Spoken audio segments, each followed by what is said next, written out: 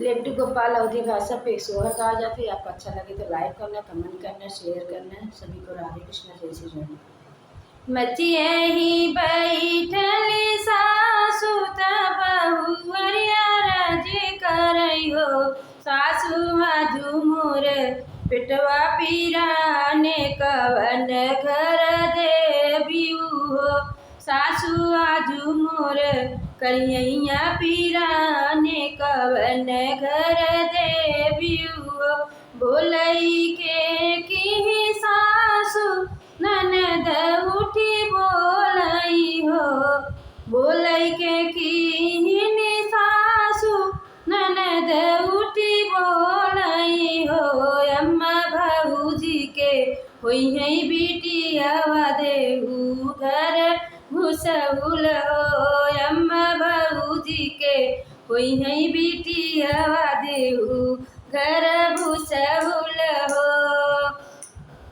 हरे हरे लक्ष्मण देवरा विपतिया के नायक हो। देवरा होई जात हमरा सहायक, घरवा जे खाली कर हो। देवरा होई जात विपतिया के नायक, घरवा जे खाली कर हो। एक खाची देवरानी करन दूसरे खाची हो। देवती अवरती सरी खाची हो। देवरा चौथी खाची नाही निकरहु न पवले ललनवा भुइया लोटई हो। देवरा चौथा खाची नाही करलु न पवले ललनवा भुइया लोटई हो। ललना जन्म लिहले हो। दुअरे पे नाचई बहुड़िया तंगने झगड़िनी हो। बहने कोने कोने नाचती ननदिया कंगनवा भौजी ले भैयो। बहने कोने कोने नाचती ननदिया कंगनवा भौजी ले भैयो।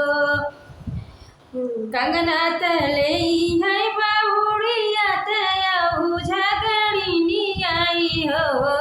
कंगना तले बहुड़िया तयऊ झगड़िनी आऊ हो।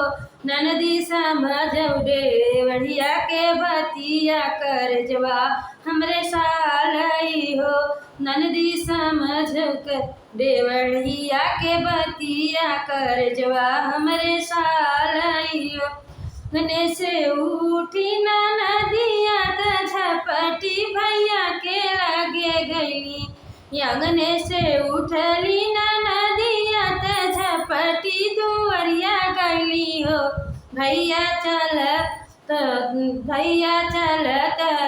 घरवा के भीतर भौजी समझौत हो।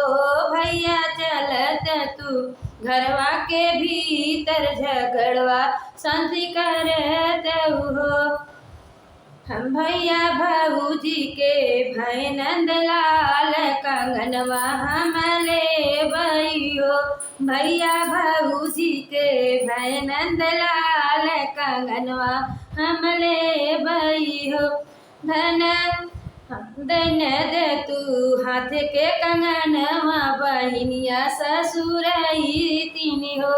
धन दे तू हाथ के कंगनवा बहिनिया ससुरई तीनी हो। कंगनानी सारी